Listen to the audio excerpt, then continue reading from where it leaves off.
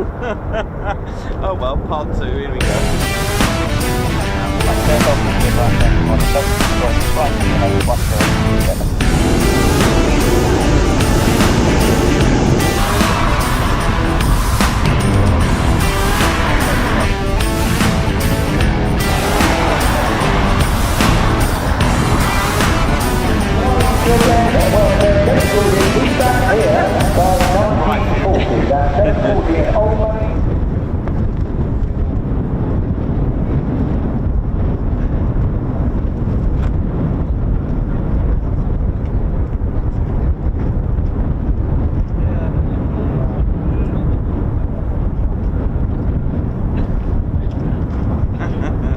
Right, let's try again. Is the battery on? The battery's on, Ted, yeah? That's fine, mate. Oh dear. Oh yeah. There you go. 6 streams in 1 week. Yay!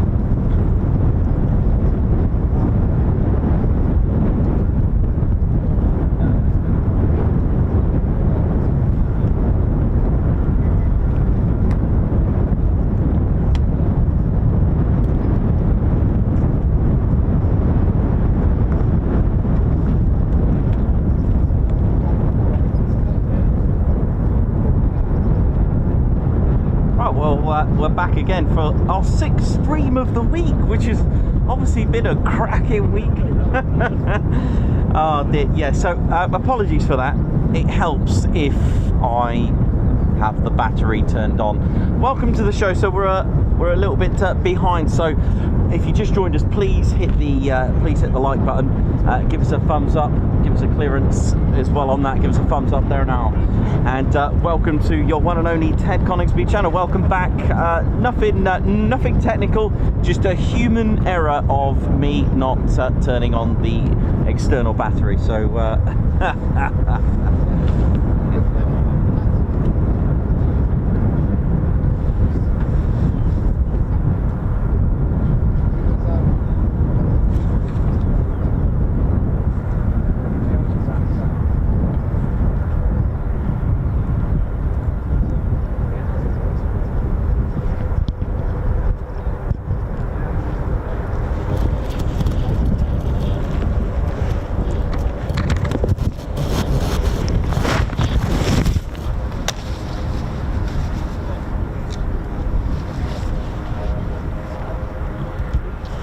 let's get our AC-130.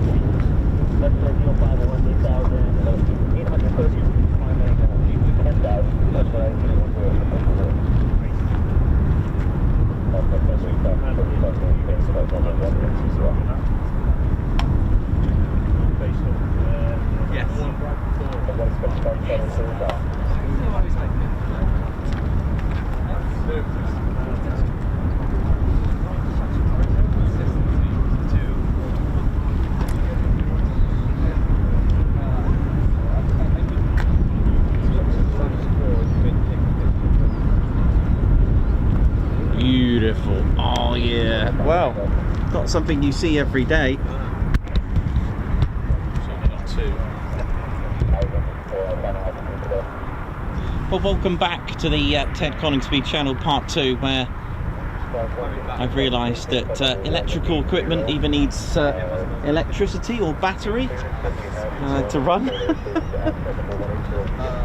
So there we go. You right? Oh, nice. Oh, nice one.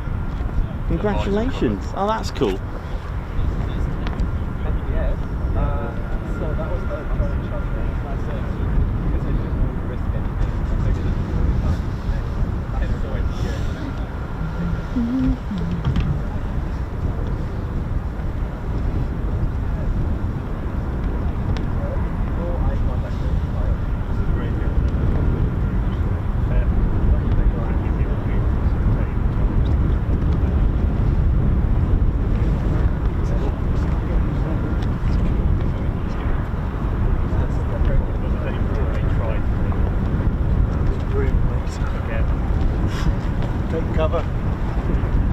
Yeah, take cover now.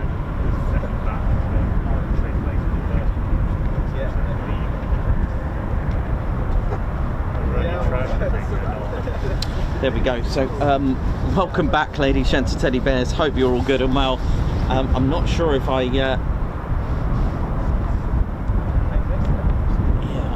don't know if we've got the guards marches from the last one, so I do apologise for that if I don't have them. See if I can find them somewhere.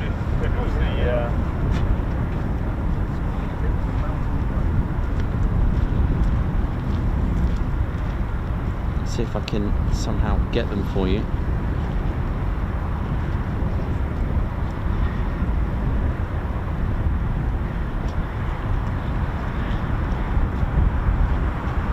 Congratulations to our very own Perez Matman Bush for winning the RAF Typhoon Display Visor competition. Well done. And Perry's design, wow, that is amazing. Well done, man.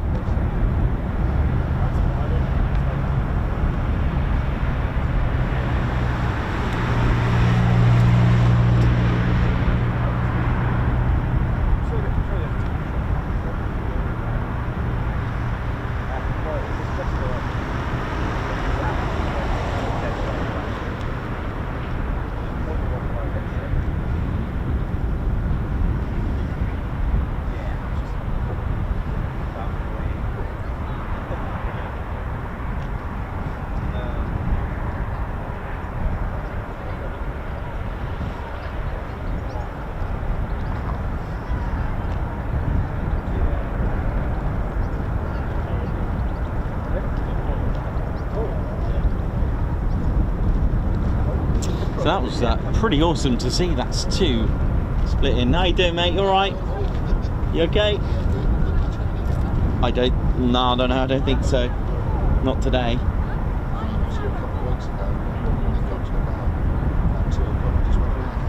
Yeah, I don't know about today, but you never know. You never know.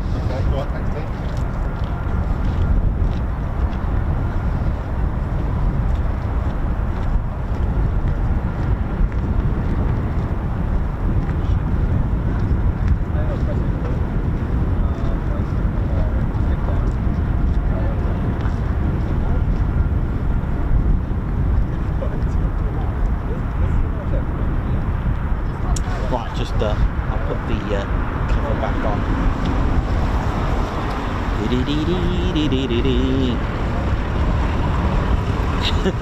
I wasn't sure if I was going to go back on, you know, but here we are.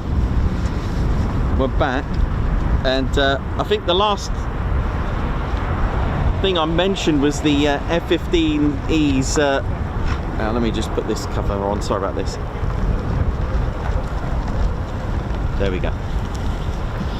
Let's get this cover back on, shall we, before we get rained on.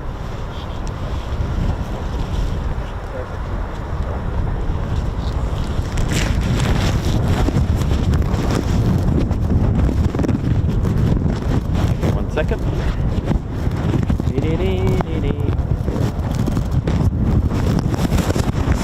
So that's fun. We've got lots of history to go into if you want. So we wait for the next one. I'm not expecting a busy day, really aren't, especially with all the things that were going on yesterday. But that's the way it is with military aviation. You get busy days. But that said, I mean, how nice was, how rare to see an AC-130, right? I mean, how cool was that? Pretty cool. Yeah, well done, Perry. That's awesome, man.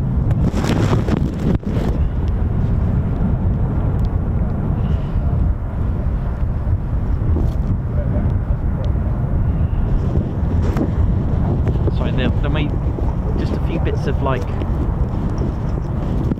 blurry screen at the minute. Hang on while I just get the this extra cover on, which should yeah, there we go. That might help it out. There we go. I think that's going to be okay for now. There we go. Things you have to do, right? I think we're good. Yeah, just a little bit of rain, but we'll be all right. Right, well, I hope you got the gist of our F-15E Strike Eagle. It's probably nice and glued now. It's probably all recovered from its maintenance issue that I had.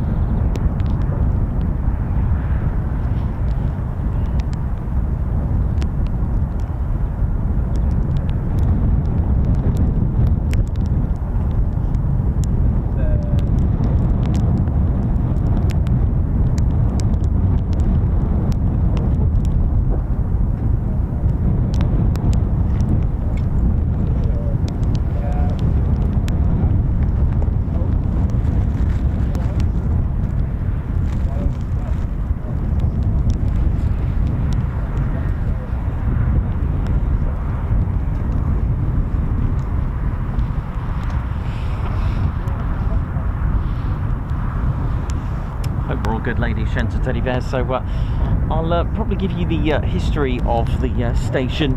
In the meantime, let's get our squadron leader Ted Coningsby out on the controls while it's dry at the minute. I know, not looking good later, but hey, that's the way it is. Hopefully it sort of depletes. Look at the rain there, Ted. Do you want me to get you a little? Ted's having a little go. Nice one, Teddy. This is our squadron leader Ted Coningsby. I do apologise if there were any guards marches owed.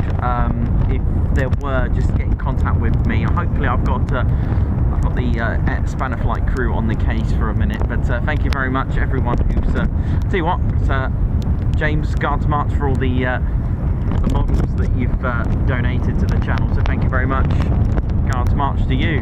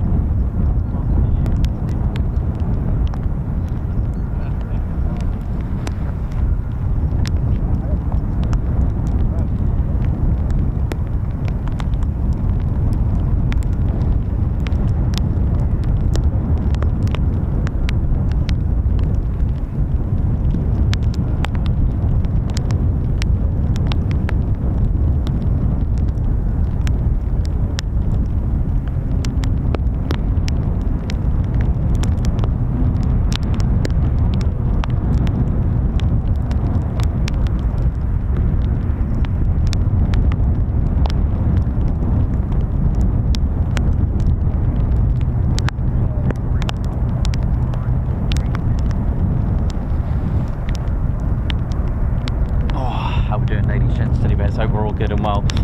Welcome to a very wet RAF Lakenheath. We're gonna just try and hang on for we were thinking about staying here till about midday today, as it's looking, forecasting wise, to get a little bit emotional. It's obviously, if it gets too bad, we'll call it a day. It's literally one stream, one aircraft at the moment, eh? That's the way it's gone at the moment. Let me just double check. There is a lot of rain coming today, so I'll let me just check. I think the worst is now. I think it is.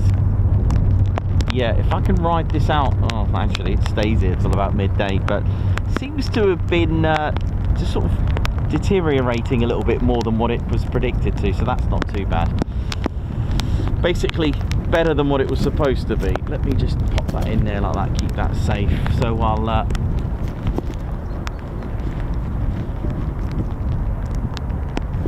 keep that all covered and safe. Hope you can hear me okay. Unfortunately, it's just one of those days where it's just wet, like my usual streams in 2025. The screen was always a little bit damp.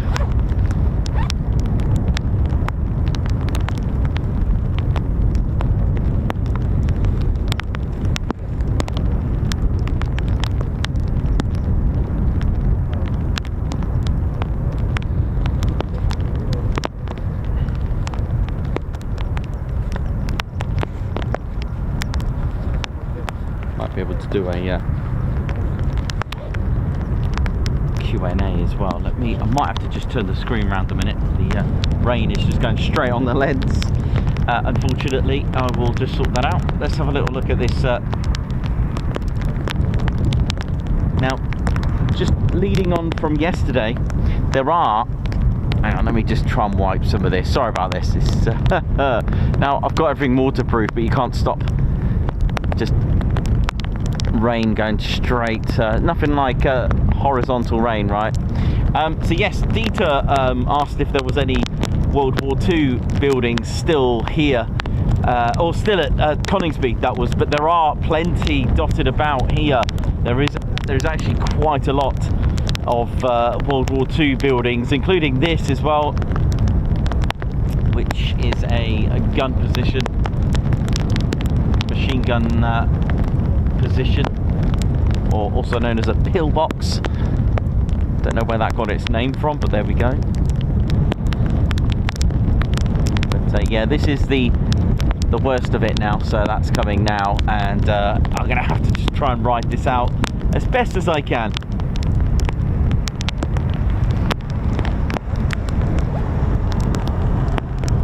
I do have merch with me, so thanks to those who have purchased merch. This is our Special Ops patch. It really is a cool patch.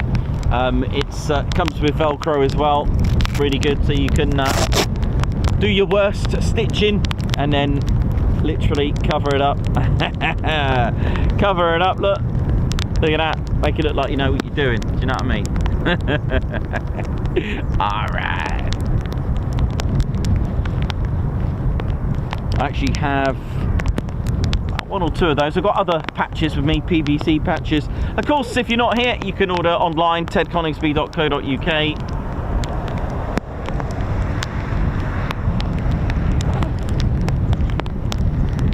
But there we go. So I'm off to the theatre with Claire tonight. It sounds something like Wingy would do, isn't it? The theatre. I know, can't wait. Looking forward to seeing that.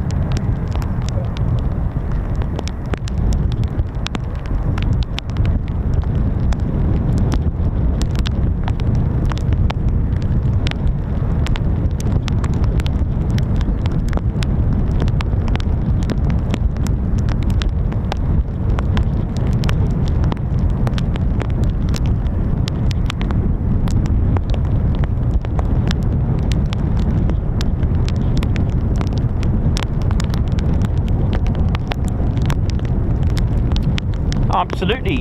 Good one there. That's absolutely right. 32 years today. The DA1, one of the 7 prototypes of the Eurofighter, took its first flight today. That is correct. The first flight of the Eurofighter, known as the DA1 at the time. Oh, thank you very much.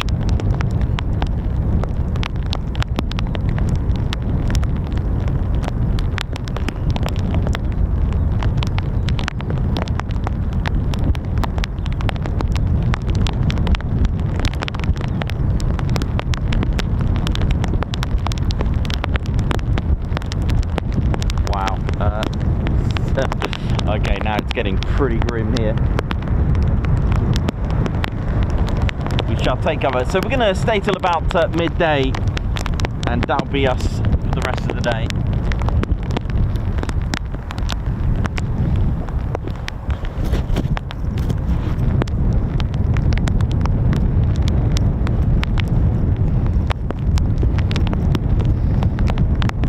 Let me just put an extra bit of cover on there. You might not hear me now, but never mind.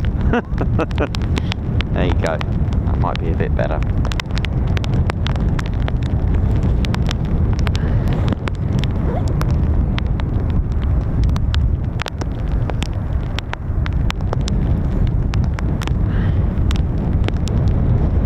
Goodness me, it's awful, man. Awful weather. Try and get some of this off here as well. Go through some of the history with you as well, while I can. Oh, goodness me. Whew. How are we all doing? What's everyone's got planning this weekend? Let me know what you're doing.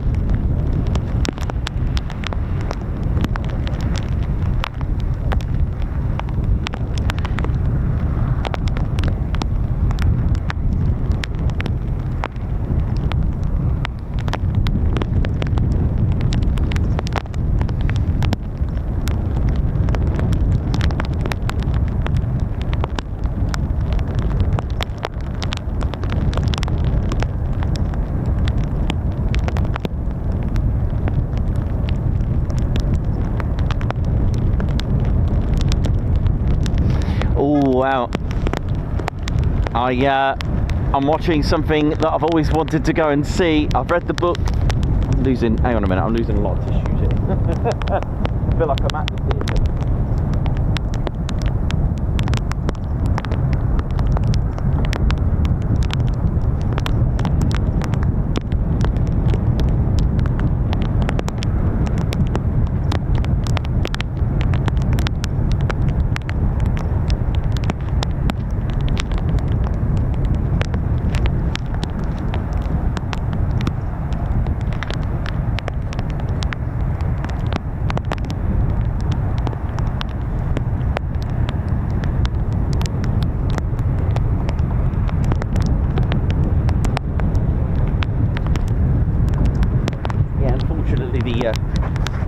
Unfortunately, the education pictures and stuff and planes, I've had to put them away for a minute. It's pretty ghastly here, but doing my best at it. So what am I going to watch? Well, let me build this up for you. I have actually mentioned it on the streams before. In fact, it is always at Lakenheath that I've actually mentioned the film version, shall we say, in the story. A story written by a book that I've read several times by Susan Hill. That's right, it is indeed. I've watched the classic, I've watched the Daniel Radcliffe version, I've watched the sequel. That's right, it is the one and only Woman in Black, and I cannot wait. I love that.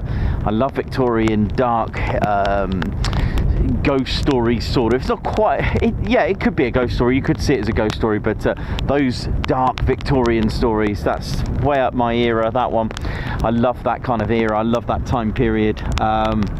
I know, a little shock there, isn't it? And the reason why I mention it here is because the Woman in Black 2 actually features a Decoy airfield, and this is usually a building that I show in conjunction, just to give you some idea of a Decoy airfield.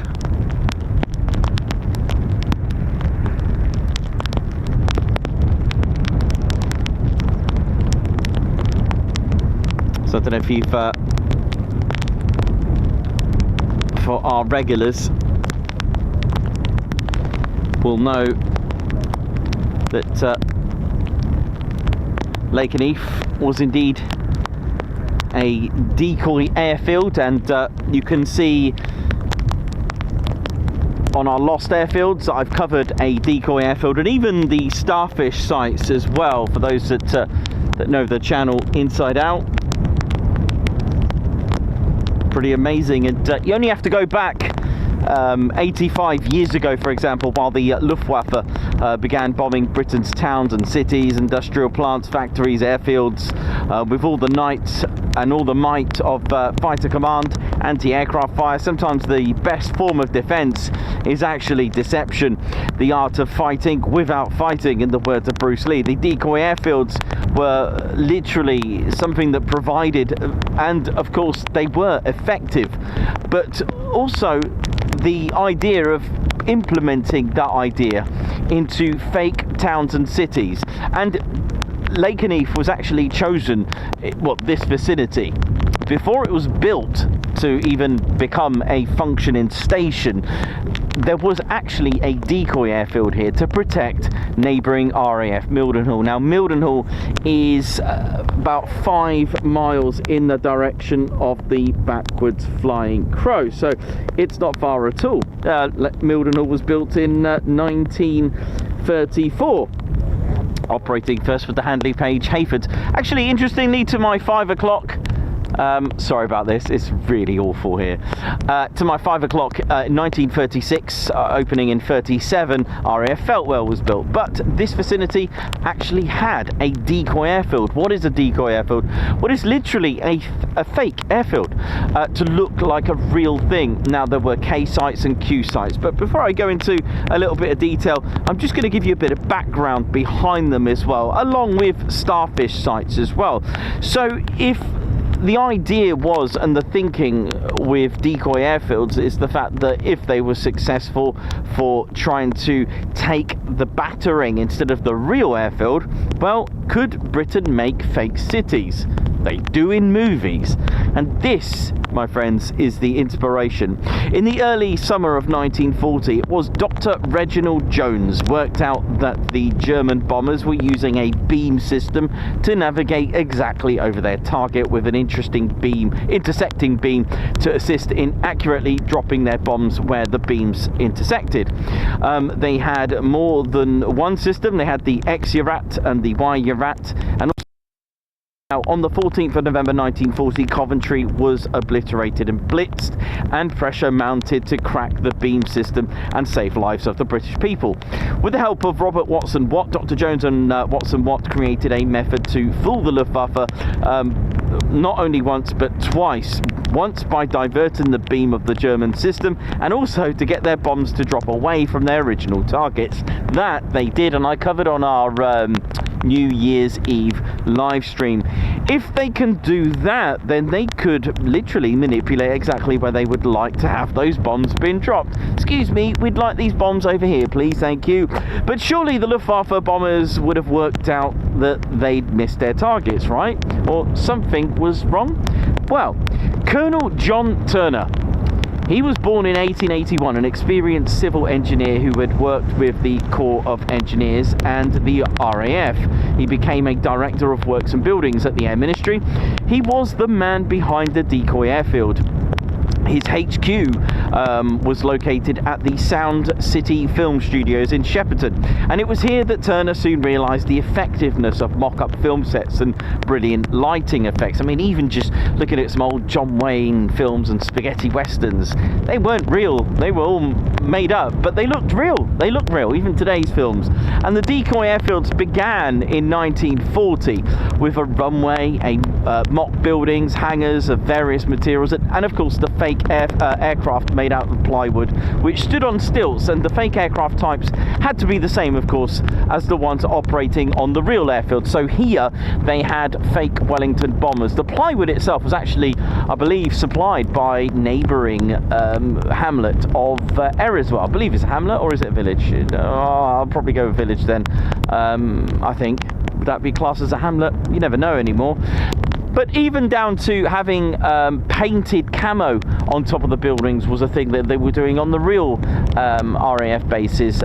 Cloth material painted to make fake just landmarks, or even ponds and rivers and hangars and planes. Sometimes they were just painted, and I believe they still paint fake aircraft on the grounds even today. It works, trust me. And of course these the fake aircraft again, so Coningsby's Decoy airfield, you know, for example, if Coningsby had a Decoy airfield in 1941, then they would have had fake Hampdens and Manchesters. Don't know where the fake airfield, Decoy airfield, was for Coningsby. That is something I will go and work out, but I don't know if they had one at that time, because Decoy airfields only lasted for some degree of time. Now, the code of these operations, they did have 2 functioning, or even 3 functioning types of decoy airfields: a K site and a Q site. What are they? Well, they're code. They didn't just go, hello, we're a daylight fake airfield or a nighttime. The reasons for that is because if you were a Q site, you would need to activate your lights at night and make it look all fancy that it was an operating station at night. Daytime had its other challenges, but there was a K and a Q site where a decoy airfield would actually function for both day and night. Okay, so I hope you got that one there as well. So there was a decoy airfield here at Lakenheath to protect Mildenhall, to which Lakenheath, was it effective? Well, you could say it was 5 times over, because Lakenheath was actually bombed, not obviously not the station, but the decoy station was attacked 5 times, meaning that it saved Mildenhall on 5 occasions. So the idea for Turner, he thought that if this could work with protecting airfields, could this work for towns and cities? Now, before I go on to the starfish sites, let's put it in another matter. They were that effective at Lakenheath and other decoy airfields that actual real aircraft attempted to land on the decoy airfield. This led to some incidents and crashes, so they had to come up with another system, these red flares, these goose flare systems, to you know, to alert the pilots, like, hang on, this isn't the real one. But obviously you don't want to alert the wrong aircraft as well. So there we go. So Turner implemented the idea of a starfish site, and the code was called Operation Starfish, which was quite amazing. Now, you may, if you want to know more, go on our YouTube channel and put Starfish. Now, Operation Starfish, or even Special Fire as it was always called, was a code given to a decoy city, town, or fake target. Now, Ted and I visited 2 starfish sites, and we got a video, so do check it out. And literally by the end of the Second World War, there were hundreds of starfish sites, unique from site to site, mimicking the place they were intending to impersonate. So they made fake cities and towns to take the bombing, literally. But were these sites affected? Well, as I said, there were plenty of decoy airfields. There were around 230 decoy airfields and 400 starfish sites. Decoy airfields, as a percentage of attacks versus a real site, seem to be almost 50% as a percentage of real versus the fake one. So that is actually a substantial degree and a percentage. So for me, that is effective. And after the war, reports didn't seem to suggest many craters on sites. Maybe the decoy airfields had done their work. It is said that decoy towns were attacked 100 times. An estimated percentage of 5% of bombs were dropped on the starfish sites, which is about 968 tons of bombs. This worked out to have saved about 2,500 lives. The thing is, if the Germans, the Luftwaffe bombing campaign, already had the targets using the Coningsby and the X and Y Urat, then I guess they wouldn't really be dropping their bombs directly onto the starfish sites or decoy sites. See, if they've already got their coordinates, and then Robert Watson Watt, again, Battle of the Beams, the electronic countermeasures, Battle of the Beams of Robert Watson Watt and Reginald Jones diverted these beams to go elsewhere, then I guess they wouldn't have dropped the bombs on the starfish sites. Does that make sense?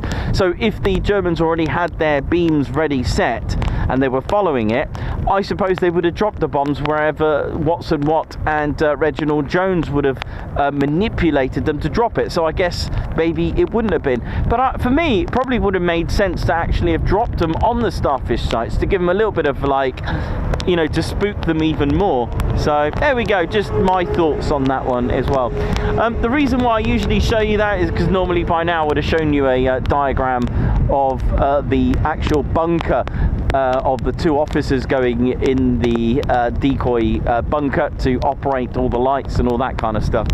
But unfortunately it's a little bit wet and not very nice out here at all. It really is quite grim. I don't know how the water's going over here. It's like horizontal rain, and it's managing to get on the... Is that going straight there? Oh dear, oh dear. I'll tell you what, let me see if I can get you some other bit of...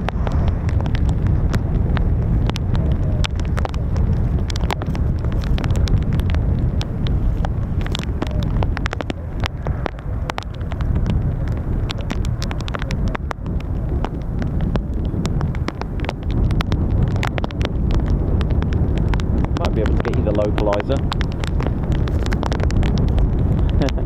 So...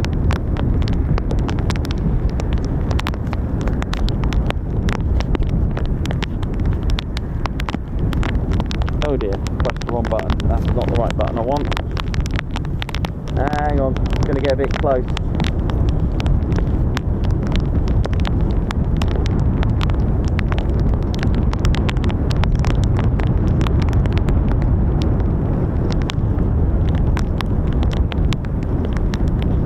How are we doing? Hope we're all good. That might be a little bit better. So this is the part of the ILS. This is a localizer. Hope you can see that.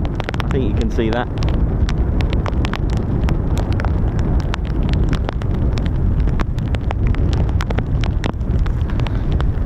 So that does the lateral. There are two main instruments of the ILS. Now the ILS stands for Instrument Landing System. Now there are two types of flying, shall we say, for departures. VFR and IFR. The VFR, visual flight rules, so literally flying without the aid of instruments that assist, and also IFR, instrument flight rules, so using the ILS, PAR, TACAN, that kind of thing. So there are lots of navigational aids. This is part of the ILS. This does your left and right, basically, lateral frequencies that are sent. So there's like a 90 hertz and a 150 hertz for the right and 90 for the left, I think it is. And what that does, the pilot literally just tunes into the localizer. When you hear have you established localizer, it does go out to a certain radius for the pilots to lock onto. ILS will also give a ICAO code as well. So there's Morse code, so the pilot knows that they're tuned into the right frequency with the right airfield. And this does the lateral. This will help the pilot get onto the center line, basically. There is the glide slope antenna. That does your 3-degree glide path, or to get on the glide slope. It's positioned at the glide slope antenna. This does your altitude. So you've got this, the localizer. You can see the sort of lateral antennas on the top on each post there, and that will guide the aircraft on the center line. But that doesn't give you your height to be on the correct glide path. Now, the glide slopes are different on each aerodrome, but it's usual 3 degree. 3 degree is the most common glide slope, and that is basically, to give you an idea, it's about, to be accurate, from the glide slope touchdown, you're looking at 318 feet per 1 nautical mile. What does all this mean? Well, you can round it off to 315 or 300 if you want, but what I'm saying is that if you were 1 nautical mile out, you should be bang on 318 or 315 feet. Yeah, does that make sense? So if you were 2 nautical miles out, you were looking at 600 feet. So I'm just rounding it off to 300. If you were 3 nautical miles out, then you should be at a height of 900 feet, no less. Does that make sense? So that's what the glide slope slope antenna does, I would love to show you, but it will just be a washout. You'll have lots of splash on the screen, giving it the carrier variant feel. So again, that sends a ultra, like a particular frequency to the aircraft. So the pilot's display screen will have has a special ILS.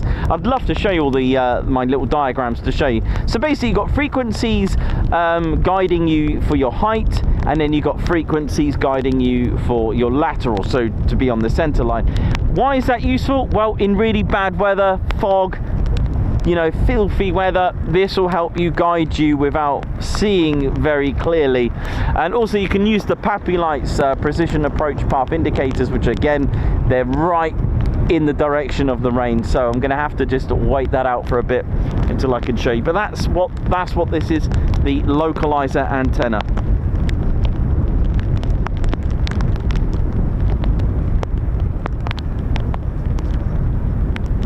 So I hope you got that.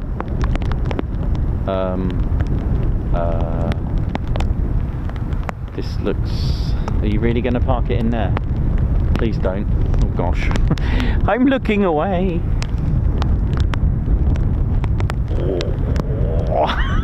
Sorry. So yes, so that's the LOC, the ILS localizer, the component of an instrument landing system that provides precise lateral, that's left and right guidance. Again, it's so this localizer will be positioned at the far end of the runway.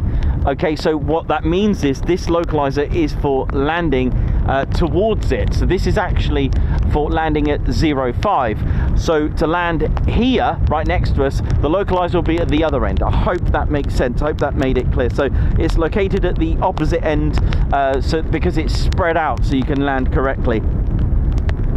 They are very high frequency radio signals.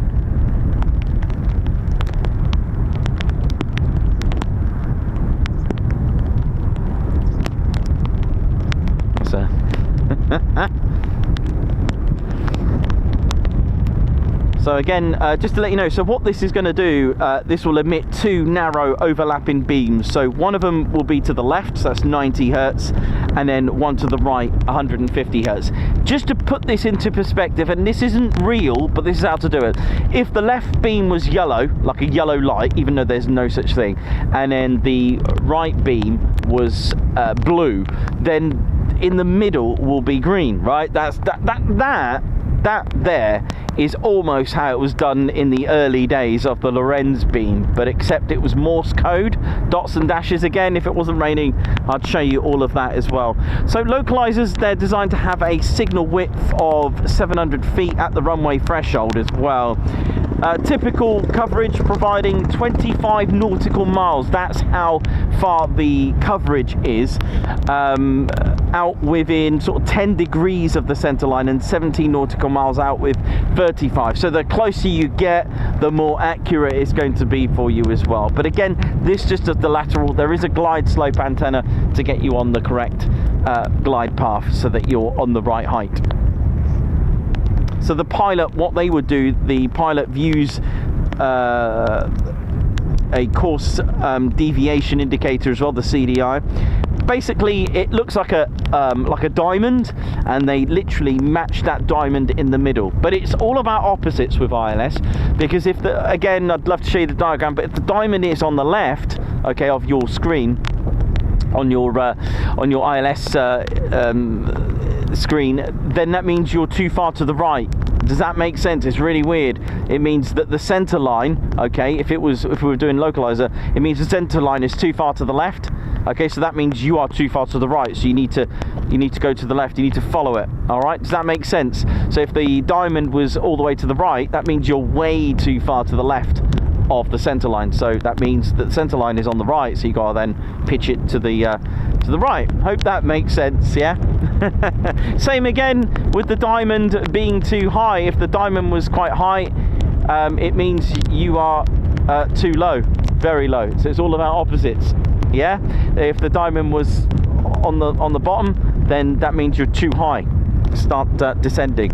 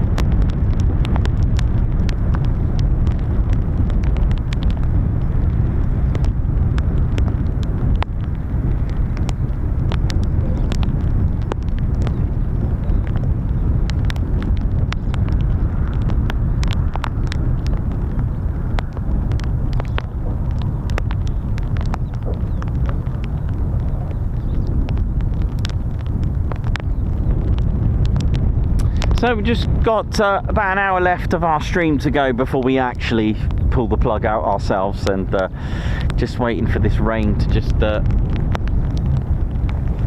go away.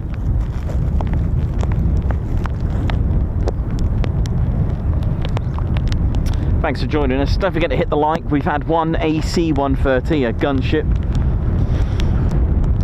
So we've seen 2 today. And we've actually, this is our 2nd stream today, so I'm quite proud of that. Human error, forgot to put the power pack on, which is the battery that runs everything.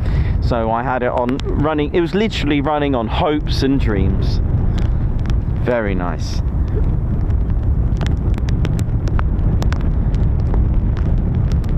Big shout out to Texas, how you doing? What up?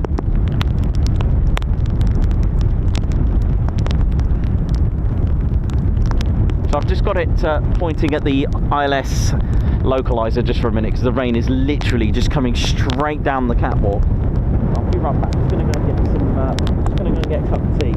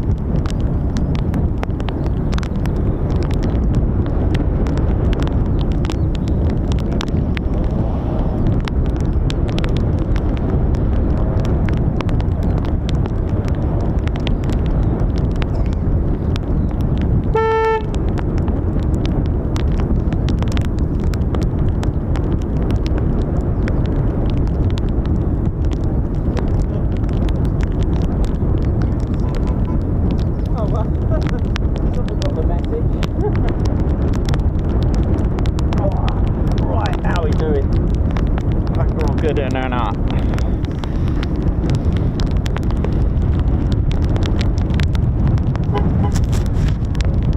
Everyone's going for it with the horn now.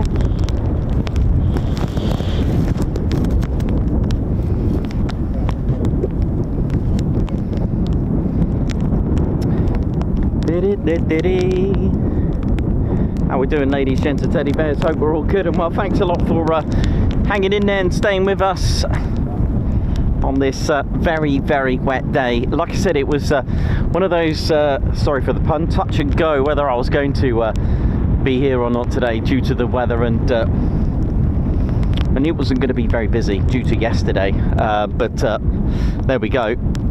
It was certainly worth coming to see a gunship. I've never seen one of those before, and today we've seen two. So be it, split over two streams, sorry about that, human error. So nothing technical, so that's good from my part.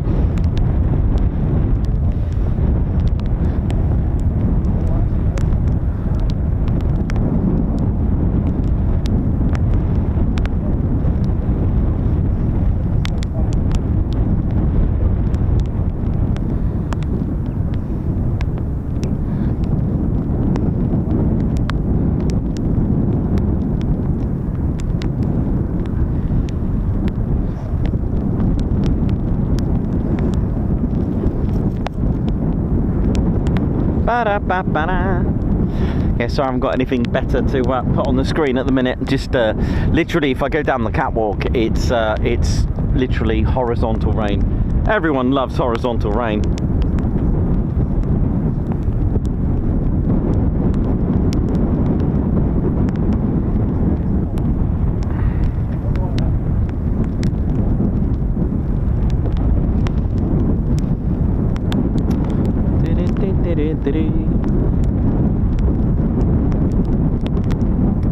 We could do a quick Q&A as well on our last hour here. That'd be nice.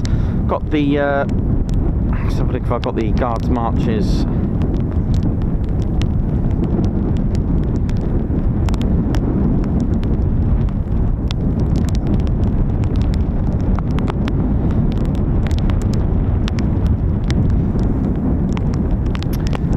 Daniel Roberts for sending those in for me. Thank you very much.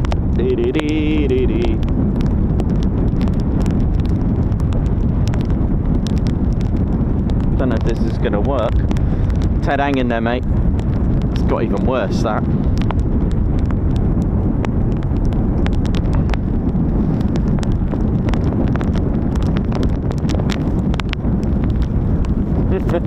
Just realised why I had a blue screen. It was a close-up of Ted's flag there.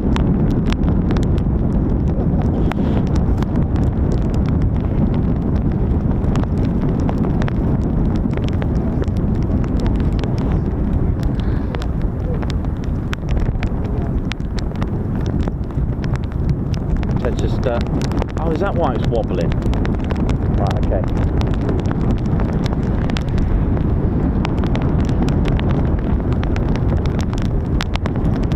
Get that, Ted. Hang on, mate. Oh, it's really fiddly stuff here.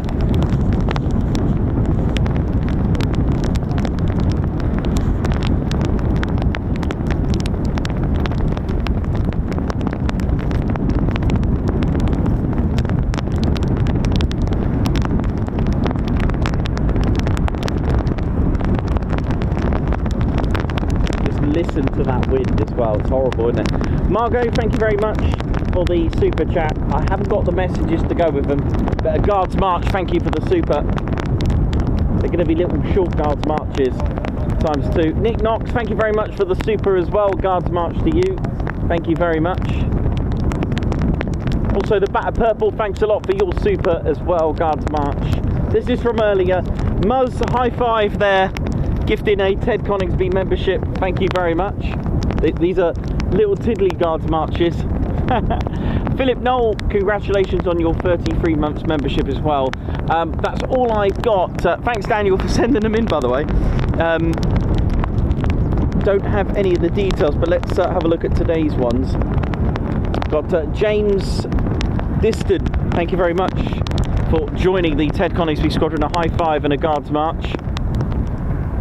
Thanks for that there, Ted, yeah? Alright, cheers, mate. Thank you very much. Gaz Wilkes, thank you as well for 11 months membership. A Guards March. Sharon Chapman with 18 months. TCS sponsored by Specsavers. Paul Watts, thanks very much for being a member for 3 months and being part of our Fighter Squadron, Guards March, thank you. And Brian Acosta, thanks very much for your super as well. God, that flag is a proper rattling, isn't it? Really has been an awful year. I feel victimised, man. Awful. I feel victimised. This weather's just shocking, man.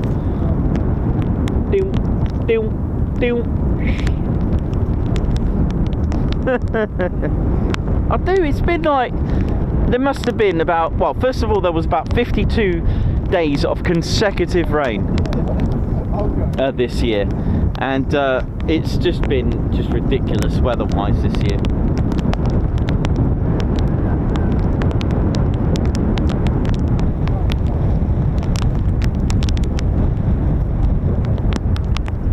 I'll see what I could do on here. I don't know how bad this is going to get now with the rain, but let's have a look.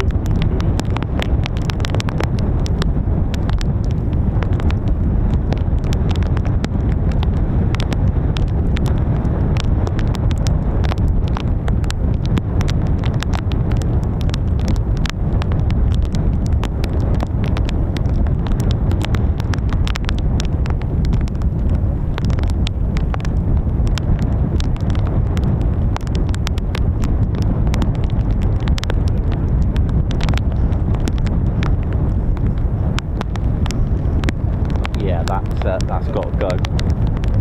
That's got to go. Yeah, I won't be pointing it there because it's just literally about to get, looks like we're going to be underwater at this rate. Let me just turn that round and you'll see how bad, I mean, look at that, come on. Are we going to get any form of dry weather ever again? Is this it?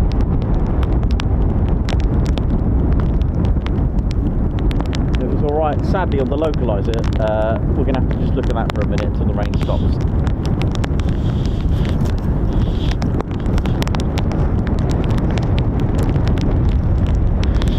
If it stops.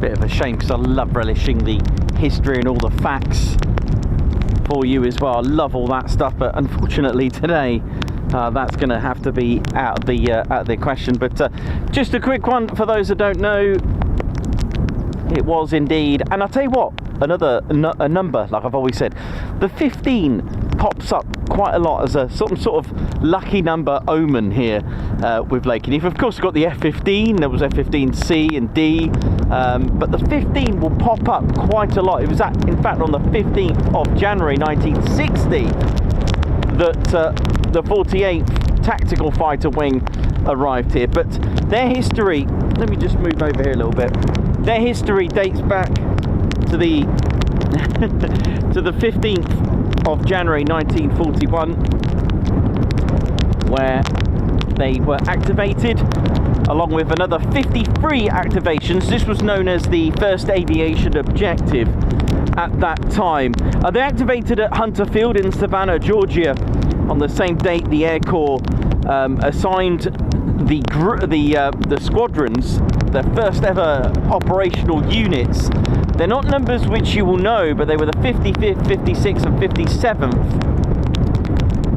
And they were the bomb squadrons light. So the 48th activated as the 48th bombardment group for its full name. But light, it had a letter L in brackets indicating for light. And then a year later, they were called the 48th Bombardment Group Dive. Now there was a fourth unit called the 9th Reconnaissance Squadron. Okay, so there were 4 squadrons with very different numbers than the ones you know today. A year later, they were then called the 55th, 56th and 57th Bombardment Squadrons Dive. So the group took the name as the 48th Bombardment Group Dive. The reasons for this, it's probably to do with the aircraft that they were using to match the role, or actually probably vice versa. They had the aircraft to match the role. But the 9th Reconnaissance Squadron then became the 88th Bombardment Squadron Dive. I think they were flying the B-18 Bolo. I think they were the only ones of the 4 of the 48th to use that.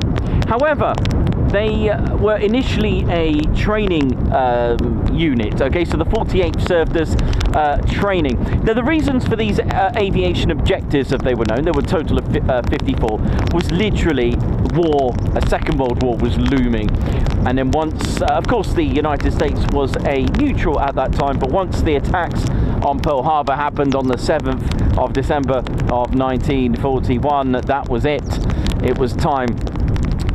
So luckily they had, in some ways, 11 months of planning and training, and these airmen, once trained, would actually go on to frontline and operational units. So it was almost like the 48th was almost like an operational conversion unit in some ways. Okay, so however, they did so in 1943 a change to the 48th, because at Key Field on the 15th, again number 15 of August 1943, the group received a new designation. They were called the 48th Fighter Bomber Group.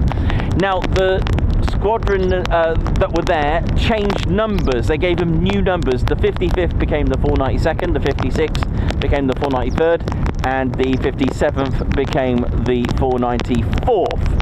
The 88th, who were the 9th, they then became the 495th. And of course, they took the title as the Fighter Bomb Squadrons. So the 48th were a Fighter Bomb Group. After that, after all those changes, they were operating aircraft such as the P-39 and then the P-40 Warhawk. And finally, they switched in early 1944. They switched to the P-47 Thunderbolt Legend. So there we go. And towards the end of March of 1944, and now this is due to the reorganisation and the evolution of the 8th and the 9th and all the other air forces, such as the 3rd and the 15th, the 12th, they were in effect actually evolving the Air Force. and basically the 8th Air Force and the 9th Air Force and air forces like that were structuring their bomb groups, their fighter groups. They were structuring the number of squadrons per group, that kind of thing. And I believe it could have been the reasons why fighter groups had 3 squadrons, which, because the 48th at the time had 4, I believe they may have moved the 495th to the 407th bomb group for that reason. Okay, they were a fighter bomb group, and it could have been for that reason. So it was just the 3 squadrons, and then in March, 21st of March 1944, the men started to set sail of the 48th, started to set sail. Ships such as the Queen Mary and the Ile de France, and they made their way to Scotland first, and then took a train ride, probably taking about 2 days to get to RAF Ibsley. Now, the 48th were actually allocated to the 9th Air Force. Now, not many of you know, or maybe not heard of the 9th Air Force. Many of us have heard of the mighty 8th, right? The 8th Air Force. The 9th Air Force, they specialised in ground attacks and supporting the army on the ground, the 9th Army. So they were doing a lot more close air supports, ground, basically a GR, basically a ground attack reconnaissance. And for the last time of the war, they changed title. They became a fighter group. The 48th became a fighter group along with its 3 squadrons. Sadly, for the 495th, their group actually became inactive on the 1st of April of 1944, and that was the last we seen of the 495th, who we all know are the Valkyries today. But don't worry, they did come back, but it took about, let me do my maths, 33 years later. All right, I know it's a long time to be inactive. Goodness me, it is absolute. My glasses are absolutely soaked here, man. Terrible. But there we go. Almost immediately, RAF Ibsley, which is near Bournemouth, part of the 9th Air Force. They took their first sort of missions on the 20th of April 1944, and of course they were involved in the D-Day operations and landings, bombing gun positions, all that they have learned, all the stuff that they have learned. They were training prior to that at RAF Ibsley, and carrying out lots of training, you know, to practice close air support, reconnaissance missions, fighter sweeps, low-level ground attacks, all that kind of thing. Because on D-Day and during the Normandy campaign, they actually took part in over or around 2,000 sorties. That's just the 48 of the 14,000. They were very, very active. They took part in nearly all operations of the Second World War in the Normandy campaign. They went for it and ended up having airfields in France once France was gained back the ground at Coningsby, and they also spent time at St. Trond in Belgium, and eventually made their way forward. And then they worked their way back, and they did spend a lot of time in France as well. So very successful, even taking part in many of the campaigns, assisting and literally innovating, well, the plane itself, the P-47, literally innovating close air support. And if I said to you the Thunderbolt 2, that, my friends, is why and where close air support was innovated and passed on to the A-10. My beliefs, that is. The A-10 built around its gun, the P-47 Thunderbolt built around its R2800 Pratt & Whitney. Beautiful. The jug as it was own, it should have been classed in its own right, that thing.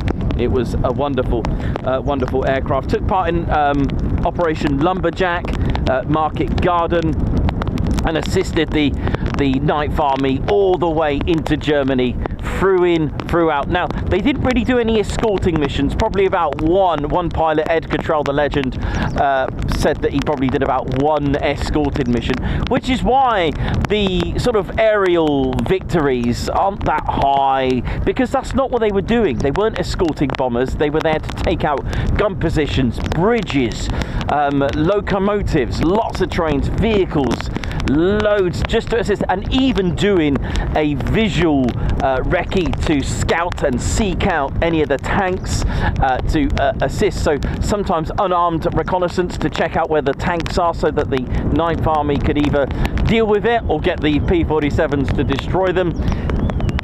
That kind of thing. Amazing, isn't it? Amazing history of the 48th there now. But a month after the war ended, the 48th retraced their steps all the way back and headed towards home on the 5th of July 1945. They arrived at Laon in France, and after a few weeks the group received orders to return to the US, and they actually became inactive on the 7th of November 1945. And the 48th Fighter Group and its flying squadrons, that was it. The end for now. Very temporary, because after the Second World War, a new war was looming. The Cold War and all the threats from the communist-controlled Eastern Bloc. It was time to reinstate the 48th, and that they did. The US increased its combat wings across Europe, and under this, the 48th Fighter Bomber Wing, I know, they are now a wing, and that was in 1952. They were reactivated on 25th of June 1952 and found their way on the 10th of July in 1952 at Chaumont Air Base. Now this is why they are called the Statue of Liberty Wing. It's not because they're American here, it's because where they found themselves at Chaumont Air Base, there is a workshop of Bartholdi, who in the 1800s designed and built the Statue of Liberty, right? Well, it just so happens that they thought, hang on a minute, this is coincidence, we're only about 20 miles away. They made a replica, I know. Just quickly, the first aircraft, jet aircraft in the inventory was indeed the F-84, which was the Thunderjet, which I showed you before we... and then a year later, they transitioned to the F-86 Sabre. And then eventually, 56, 57, they then switched and become the first ever F-130 Super Sabre of USAF. Now, it's because of the Bartholdi workshop that they were nicknamed, or named. They actually had a special ceremony on the 4th of July, 1954, I think it was, and they were named the Statue de la Liberté in French, which is why it's written in French on their insignia, and they're the only wing to have a name as well as, of course, as a number. So that is why. So F-130 Super Sabre, and they eventually moved. They moved from here. They came to Lakenheath on the 15th of January 1960, the same year as the Beatles were formed. There we go, and they've even got a replica here. So they made a 3-meter replica. See that's at Chaumont. It's still there today, I believe. I think it's still there, but they've definitely got one here, a 3-meter I think it's a 3-meter replica that's here. So there we go. 8th of December 57, the 48th Fighter Bomb Group. They became inactivated, but reactivated and became the Tactical Fighter Wing. So the squadrons became the Tactical Fighter Squadrons. And may I add, it was just the 3 squadrons still. Okay, the 495th were still inactive since 1944, 1st of April. So 15th of Jan 1960, the jets of the 48th Tactical Fighter Wing, which means the 492nd, 493rd and 494th were called the Tactical Fighter Squadrons, right? Okay, the colours, they switched, they changed during their times, by the way, in the Second World War. Blue was Grim Reapers, red was Mad Hatters, and yellow was the Panthers, by the way.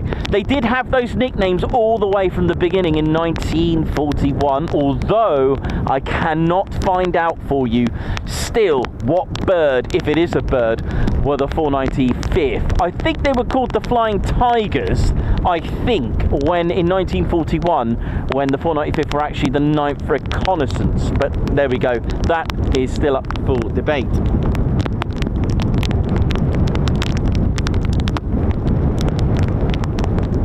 So a quick switch. They became briefly inactive on October 1971. The 492nd Tactical Fighter Squadron, they stood down for a little bit due to NATO commitments, followed by the 493rd and then the 494th in 72, because they switched aircraft, ladies, gents and teddy bears. They did. It was time.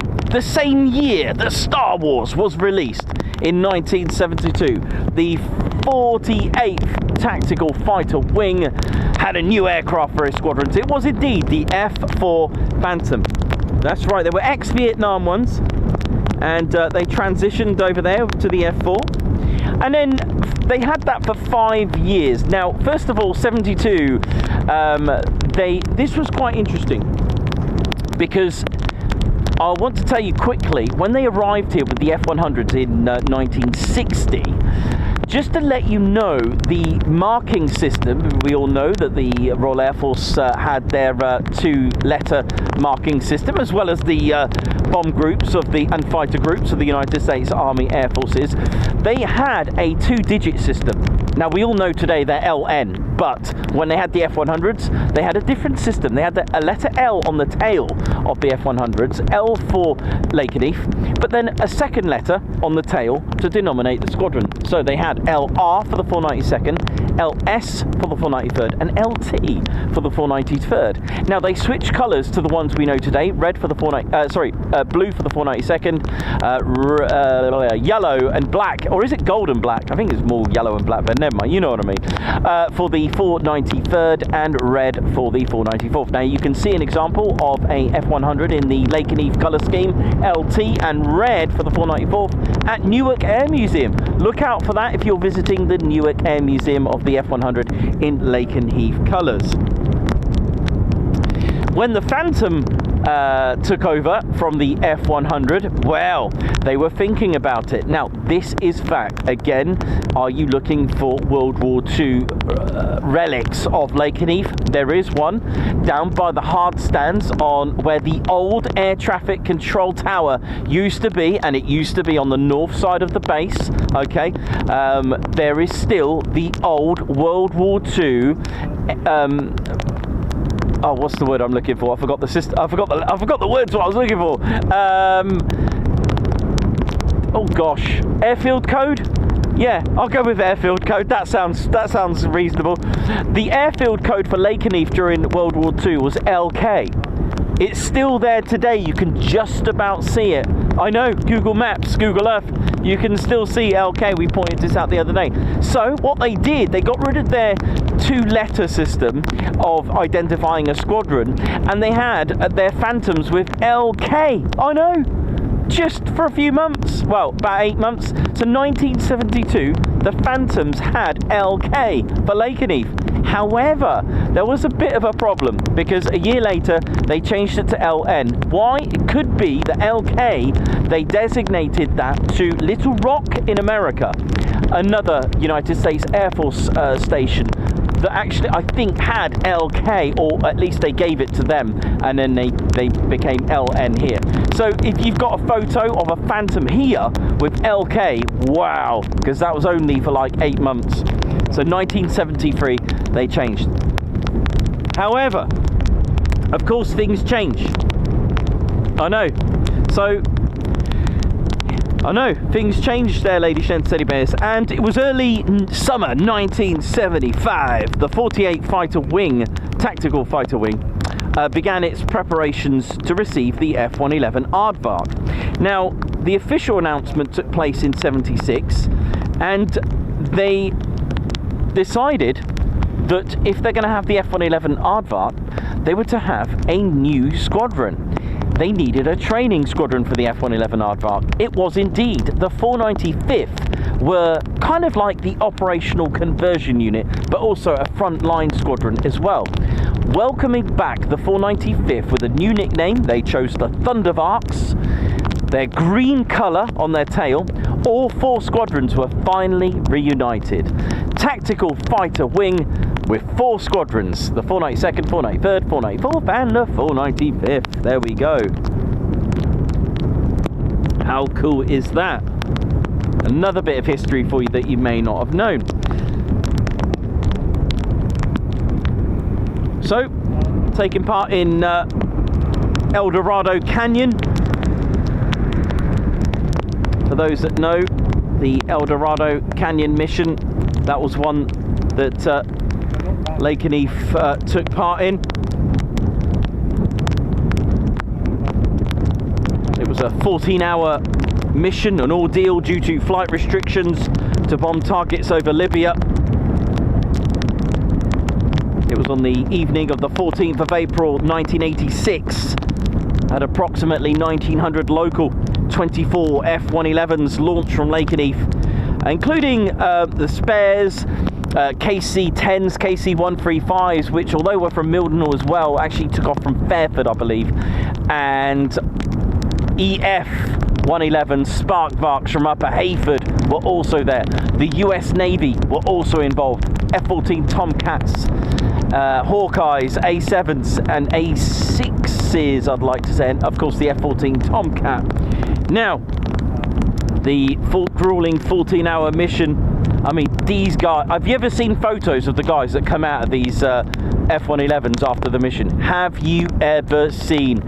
They looked drained. 14-hour mission, the longest combat raid at that time in history. They looked very fatigued, and the crew chiefs, I don't know if you've ever seen any videos or anything, they had to literally pull them out of their F-111s. It was a grueling mission. It really, really was. And the Master Sergeant and Weapons Flight Supervisor, most of them said they were reported to have lost several pounds in sweat. Forehead sweating, neck sweating. Now, despite the mission success, sadly, call sign Karma 52, aircraft 700389, its crew, Major Fernando L. Ribas and Captain Paul Lawrence of the 495th Tactical Fighter Squadron, went missing. On the 8th of September 1986, the US Navy Secretary John Lemon presented the US Navy Meritorious Unit Commendation to the Statue of Liberty Wing, the 48th Tactical Fighter Wing, because that, and they are the only ones to have got that award, by the way, because you wouldn't think a US Navy would award to a US Air Force. There was also strikes on Desert Strike as well, Desert Shield here as well, and that lasted, the legacy of the F-111s lasted till about 1991, by the way, because it was time for a new era for Lakenheath. It was time for the Eagles, and it was reorganisations, and the aircraft and the wing were about to switch to the F-15E Strike Eagle. It was on the 15th of Feb 1992, the first ever F-15E landed at Lakenheath, and the last F-111 departed. And sadly, towards the end of 1991, the 495th sadly became inactive again, and we didn't see them for another 30 years. I know, right? Quite an amazing, full-on history, the 48th. But with the switch to the Eagle meant a switch to Rolls, and it was indeed, the wing had another name change. They dropped the title Tactical, and they indeed became the 48th Fighter Wing, and the 3 squadron, well, it was 2, there was only 2 at the time, because the 493rd also became inactive. It was just the 2 squadrons, the 492nd and the 494th, having the F-15E Strike Eagle. The 493rd reactivated in 1994 with the F-15C, and then eventually the F-15D later on. Which is why, I can't remember what jet number, is it 032 or 302? I can't remember which one it is, which is why on the inside of the tail of that one has just the red and blue, and on the outside has the red, yellow and blue. I don't know if you've ever seen that one. The boss bird with all 3 colours actually has 2 colours only on the inside, by the way, for your info. Allied Force, Lakenheath again taking part, 24th of March 1999, 72 hours. It was the 493rd Expeditionary Fighter Squadron. They went out in 72 hours. They claimed 4 MiGs, MiG-29s, and it was the one I showed you, call sign Dirt21. And they've actually got a canopy here as a trophy. Is that the rain finally stopping? Goodness me.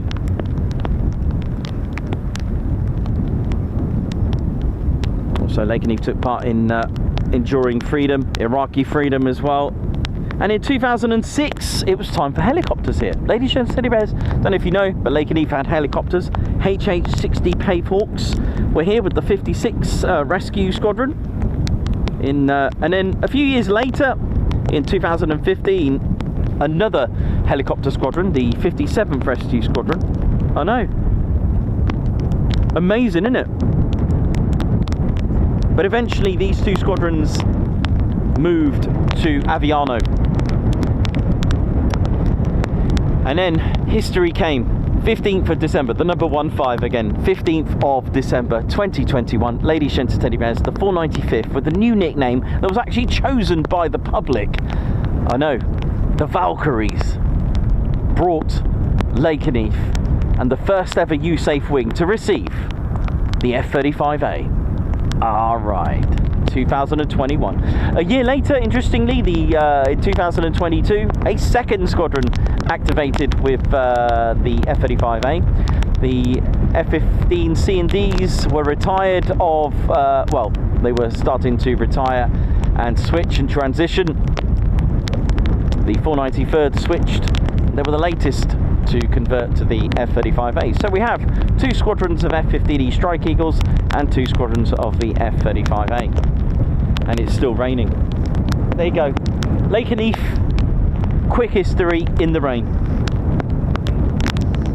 And it's a shame, normally I'll have the camera turned round on me, but I look a bit bashed.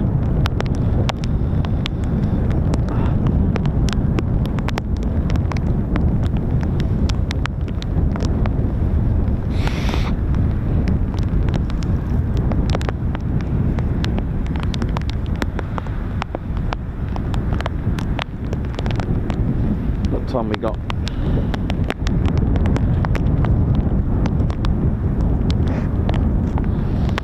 So we'll just stay for another 15 minutes or so before we finish up.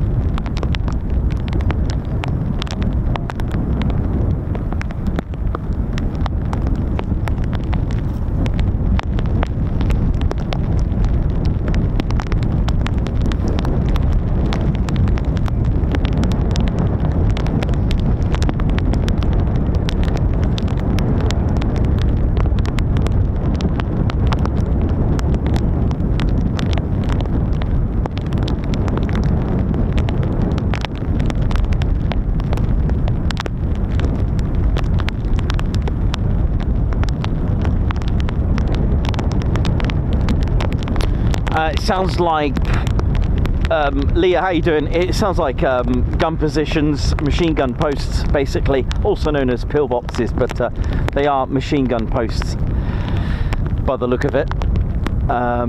Whereabouts would that be? Drop me a line if you don't want to put that on, you know, on here. I get it, but drop me a line, send me a photo of it on social.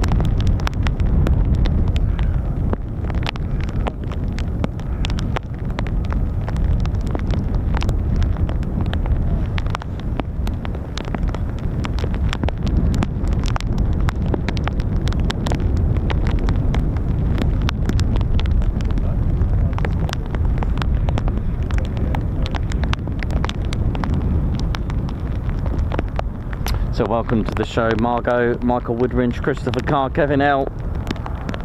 Hope you're all having a good week. Wishing you all a great weekend. Perry, how you doing? Congratulations again. Oh yeah, thanks Perry for the what 3 words for the a bit of history for you. Obviously, it's in the base, but you can see it on Google Earth.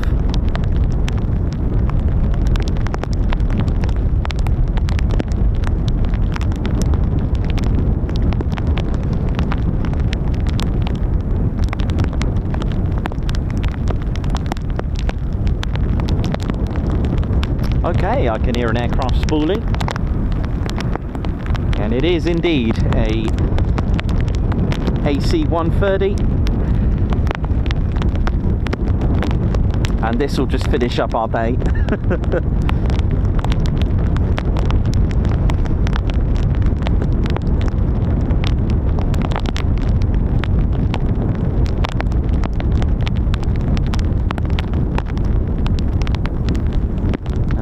This is going to be a challenge filming this in the rain, but I'll do my best. I'll try and get that rain off as much as I can, but we are turning that camera right onto the rain. Oh dear. So it sounds like we've got another Lockheed AC-130 gunship, which, well, judging by the name, you know, it's not something to be not something you'd mess with.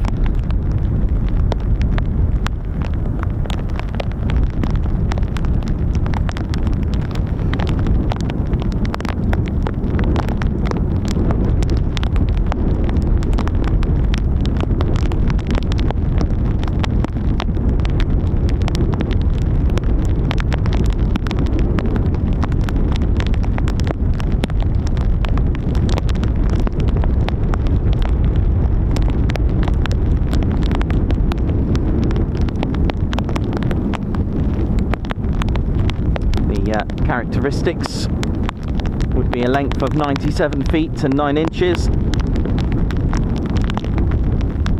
So not too look here. Oh dear, hang on a minute.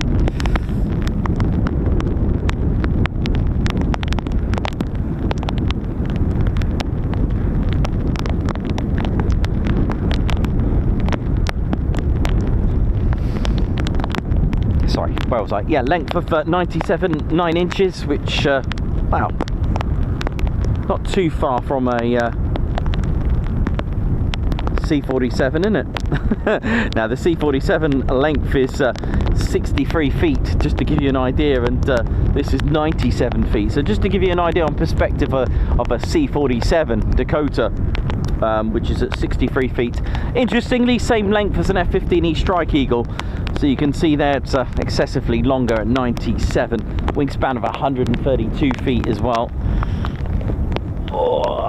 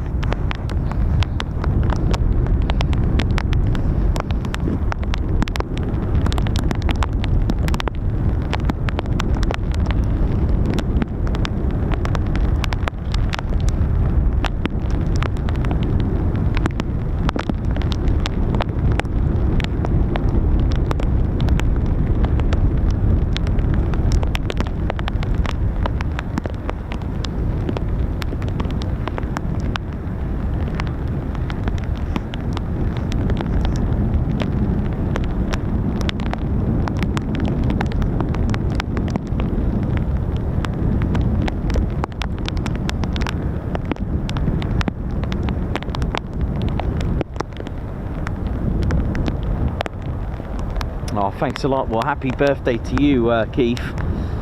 Keith Lock, happy birthday. Sorry we haven't got much to show you, but we will do in just a moment, so grab yourself quickly a drink as we see this AC-130 go, and that'll be it for us for today.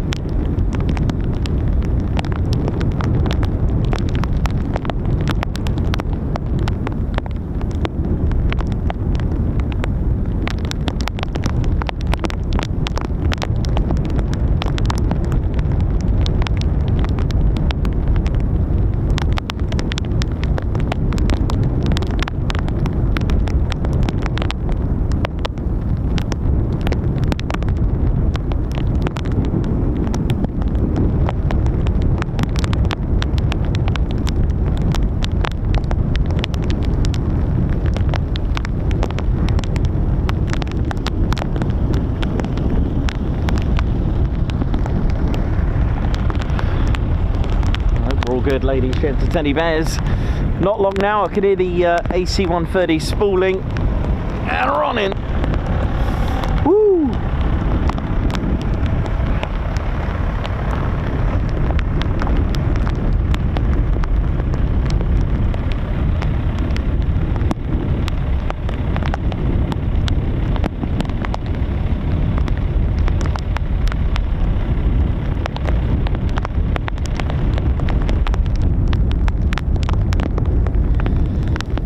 This is going to be fun trying to clear this up after this, but hey, you just take it in there now.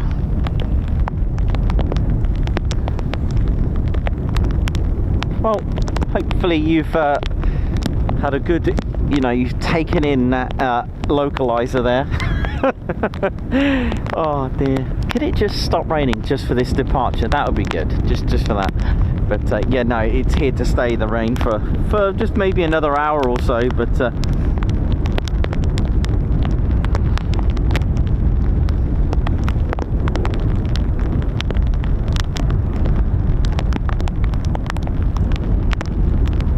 mean, it's on the last parts of it, so it should start to die down.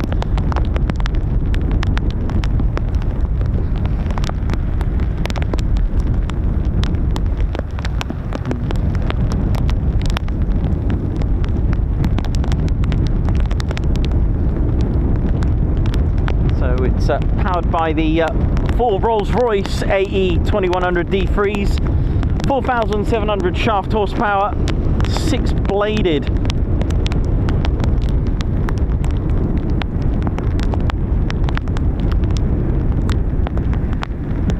I think they're six-bladed. Are they six-bladed? I have to look at the beginning.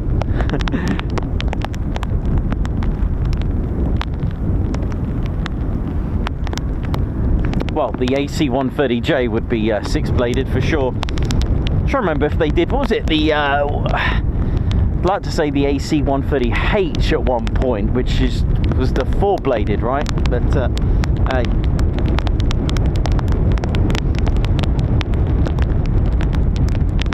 mean, that was a 1960s, that one, wasn't it?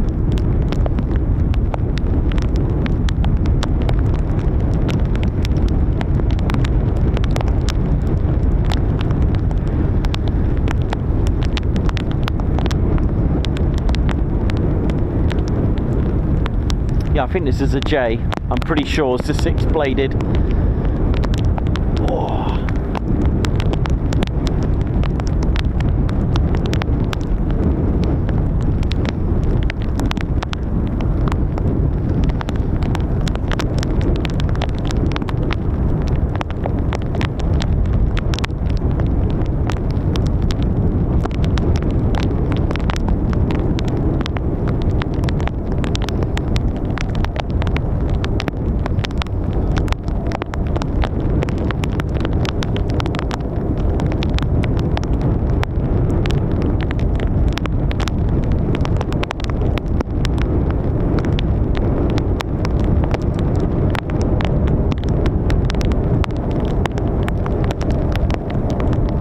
Thanks a lot, John. Just seen your order come through. Nice one, man.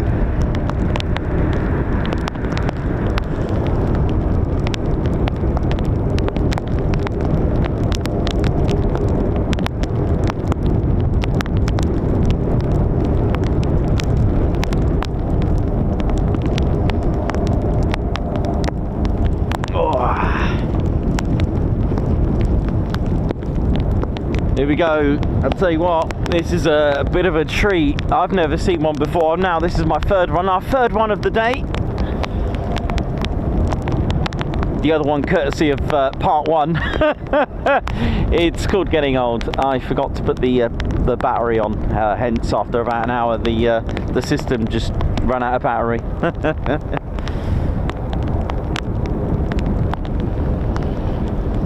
Yeah, thanks Perry. I think this is a J. I'm gonna say 100% it's a J, so six-bladed for sure.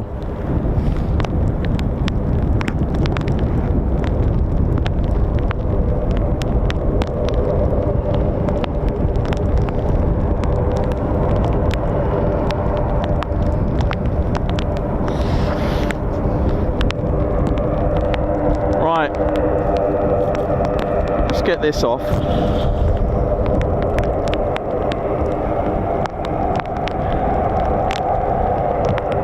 Here we go.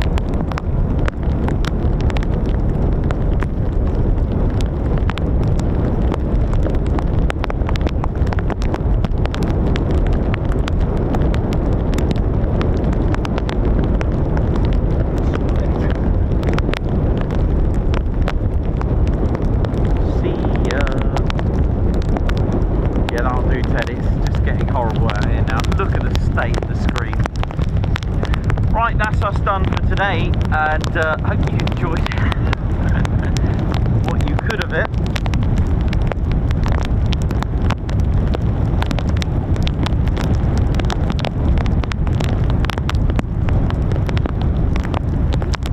I'll sort that.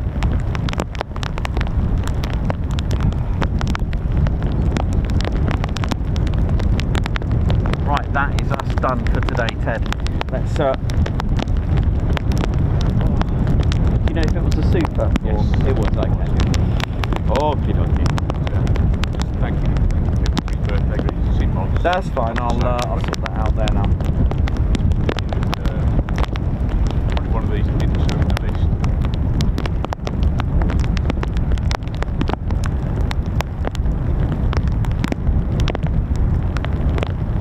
Right, Ted, just brake it one more time. Here we go. Just quickly, Teddy, off you go, mate. Oh. Right. Ted's not happy about this. Ted, just do it, mate. You know you love it. Okay. Right. For yesterday, Alex Raven, for your birthday and for the super, thank you very much. Guards March. Simon Watch on this. Oh my god. Simon Watch on Guards March. He's here live and live. Thanks for braving the rain today. Guards March. And Ginger Bailey, thank you very much. A Guards March as well. Oh my gosh, that beret is going to go. Hang on. That's beret. I can feel the beret going. Oh my word. Ted's just not happy about this. Ginger Bailey, thanks for the super burger and the breakfast, mate. Thank you. Alan Q, thanks for the super. Margot, thanks for the super as well. And wee Stevie boy, thank you so much. Oh my word. No, Ted's gone. Right, Ted's not having it. Right. It is absolutely shocking, man. Oh my word. Right, listen, thank you to all of you who are tuned in today. RAF Lakenheath, thank you very much as well. I don't even know if I can even do this. Thank you very much, everyone. I'll see you soon. Wish you well. Bye. Oh my word. That'll do. Good done, we're out of here. This has got worse.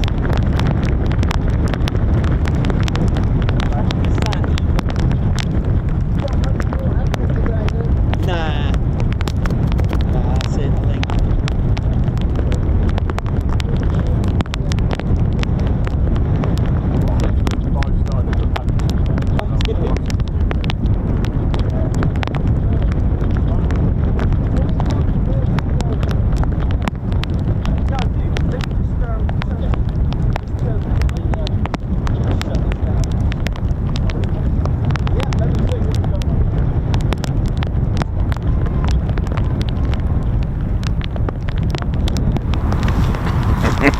Oh yeah, ladies, sheds and teddy bears, welcome to the Ted Coningsby channel membership. I'm Nikos, I'm your cameraman and commentator. This is our squadron leader, Ted Coningsby. Just want to say a massive thank you to all our members. Guns up and oh yeah. Take it away, Ted. Ladies, sheds and teddy bears, we want to say a massive thank you to all of our subscribers for getting us to where we are today. We have gone all over the country, from as far as Lossiemouth to Bryce Norton, and military areas such as air weapons ranges, low flying areas, heritage centres and special flights for TED 2. We cannot do this without your support, and your support will be rewarded. You can now join the Ted Coningsby Squadron and help fund the channel to get us around the country and provide us with the funds for equipment to bring you better content too. We have 3 levels of membership to suit everyone. With your membership, you'll get access to members only videos, photos, posts, unlock special Ted Coningsby YouTube emojis and loyalty badges, as well as being able to access our exclusive members only Discord server. All membership levels reward you with discounts to our online store. Our top level Fighter Squadron was inspired by many of our fans who supported the channel massively.